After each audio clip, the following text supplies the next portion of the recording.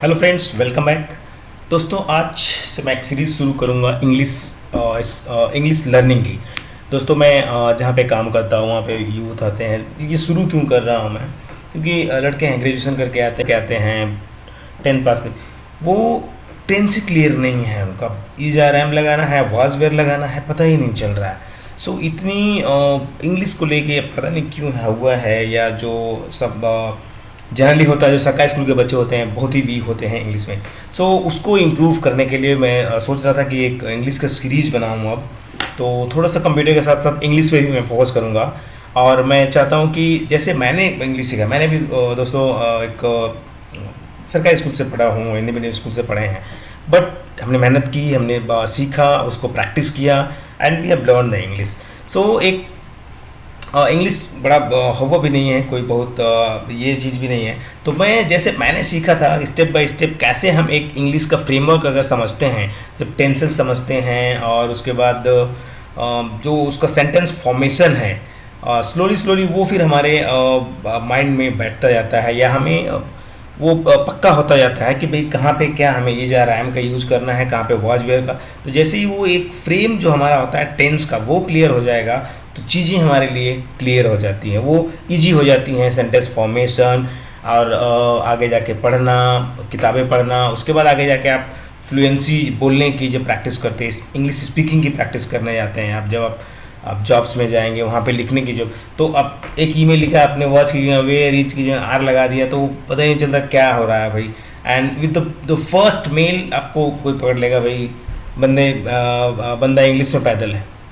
जब तो जब इंटरव्यू के लिए जाते हैं, भाई चलो ठीक है, आपने रटा रटा बोल दिया, बोलेगा भाई 10 लाइन दिखाओ, इंग्लिश में लिख के दिखाओ, my self, my country, anything, या क्रिकेट, वट एवर टॉपिक दे देगा, और हम यही करते हैं। कोई बंदा आता है भाई ग्रेजुएशन करके आओ, ओके गुड, आपने इंटरव्यू में बहुत सारी चीज़ें बोल रहे हो, वेरी गुड, ये लो पेज हमारे सामने बैठो, 20 लाइन लिख के दिखाओ इंग्लिश में। एंड दे राइट कि भाई अब इज कहाँ जा रहा है, एम कहाँ जा रहा है, सेंटेंस कहाँ जा रहा है, पता ही नहीं चल रहा है। सो उसके लिए मैं सोच रहा हूँ कि एक बेसिक बनाता हूँ मैं, एक सीरीज बनाऊंगा कि कैसे इंग्लिश को स्टेप बाय स्टेप सीख सकते हैं, और आसानी से सीख सकते हैं, एक लेमैन की भाषा में सीख सकते हैं। जो हमारे गवर्नमेंट स्कूल में बच्चे पढ़ रहे हैं, जो रूरल एरियाज में बच्चे पढ़ रहे हैं, वो कैसे सीख सकते हैं इंग्लिश, उसके लिए मैं कोशिश करूंगा एक अपना बेस्ट देने की, और आई होप आप लोगों को भी मज़ा आएगा। दोस्तों, मेरे हिसाब से 3 चीज़ें बहुत ही इंपॉर्टेंट हैं एक स्टूडेंट के लाइफ में, कोई जो भी अभी वर्कफोर्स में जा रहा है, या जो यूथ है उसके लिए। सबसे पहला है, अगर आप अभी टेक्नोलॉजी का टाइम आ गया है, तो टेक्नोलॉजी तो डिजिटल लिटरेसी बहुत ज़रूरी है। आपको कंप्यूटर चलाने आना चाहिए, आपको स्मार्टफोन चलाने आना चाहिए, आपको ईमेल करने आना चाहिए, आपको कंप्यूटर एटीएम और इस तरह की चीज़ें जो हैंडलिंग है डिजिटल से रिलेटेड, डिजिटल नॉलेज आपको होना चाहिए। दूसरा दोस्तों, English knowledge, this is the must. क्योंकि इंग्लिश आपको जब आप बढ़ रहे होते हैं, बहुत सारी चीज़ें, जब आप नौकरी करने जाएंगे तो इंग्लिश मैक्सिमम चीज़ें इंग्लिश में होती हैं। आपको इंग्लिश में ईमेल लिखना है, आपको रिपोर्ट बनाना होता है, आपको तमाम तरह की चीज़ें होती हैं, वो इंग्लिश में करना होता है। एंड सेकेंड, दूसरा जो इंपॉर्टेंट है उसको छोड़ दीजिएगा, नौकरी को छोड़ते हैं। जो दोस्तों मैंने देखा है पिछले 10 सालों के करियर में, जो नॉलेज है, जो गोल्ड माइन है नॉलेज का, जो नॉलेजेबल बुक्स हैं, वो सारे इंग्लिश में हैं।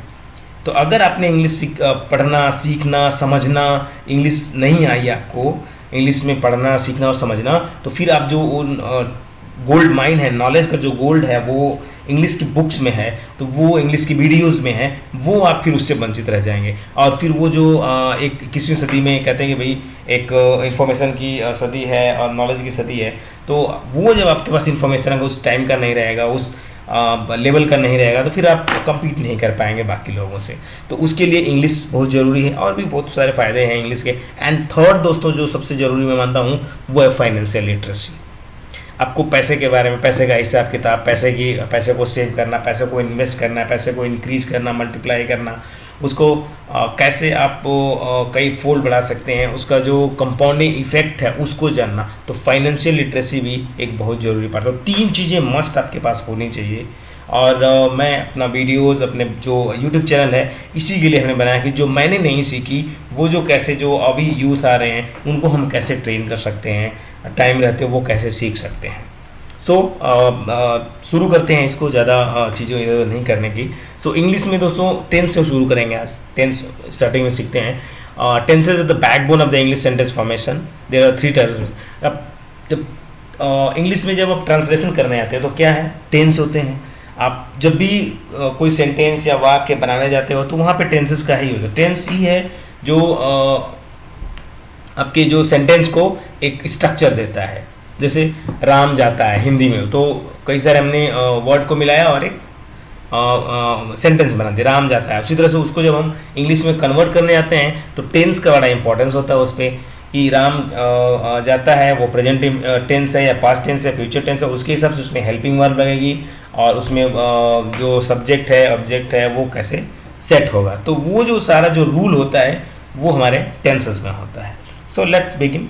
तो टेंस हो गया, ये तो टेंस होता है। टेंस टेंस यानी हिंदी में काल कहते हैं उसको, और कुछ नहीं है जो हिंदी में हम काल करते हैं। हिंदी में टाइम कितने तरह का होता है, 3 तरह का।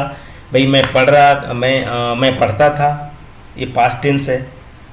मैं पढ़ता था मतलब मैं जब छोटा था तो स्कूल जाता, कॉलेज जाता था, पढ़ता था, तो टाइम बीत गया।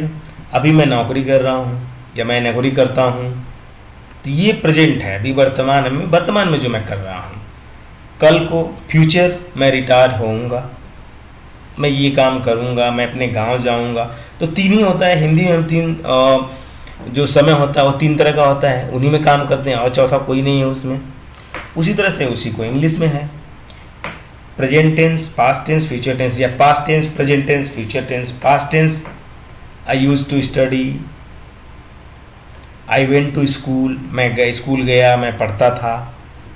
आई am working, I am doing a job, तो ये हो गया present. Future, I will retire, I will go to my village, तो ये हो गया फ्यूचर टेंस।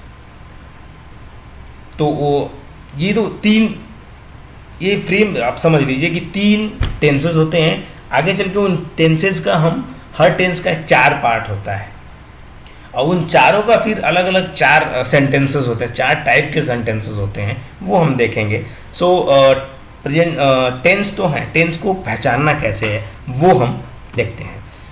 ठीक है, प्रेजेंट टेंस है। प्रेजेंट टेंस को कैसे पहचानेंगे, जिस वाक्य के अंत में है, हूँ, हो, आए, तो समझ लो कि वो प्रेजेंट टेंस है। बेसिक सा है स्ट्रक्चर दोस्तों।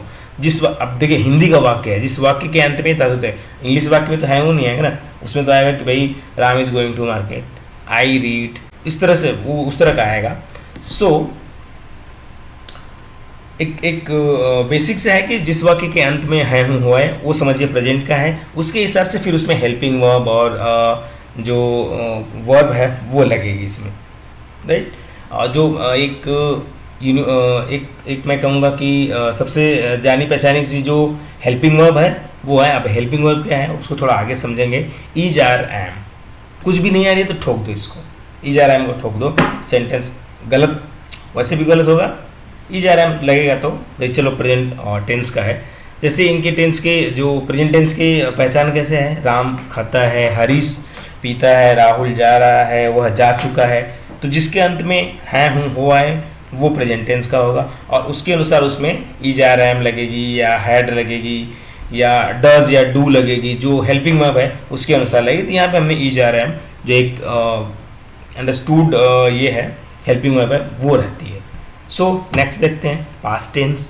पास्ट टेंस क्या होता है दोस्तों, जिस वाक्य के अंत में है या ये या था, थी, थे, आए, तो समझ लो वो पास्ट टेंस का वाक्य है। कोई आपको सेंटेंस दे दिया कि इसको कन्वर्ट करिए, आप ट्रांसलेट करिए इनटू इंग्लिश। राम जाता था नहीं, या राम गया, हरीश पिया, राहुल जा रहा था, वह जा चुकी थी। तो इस तरह के वाक्य में देखिए इसमें 2 आ रहा है, कहीं कहीं पे या ये आएगा और कहीं कहीं पे था, थी, थे भी आएगा।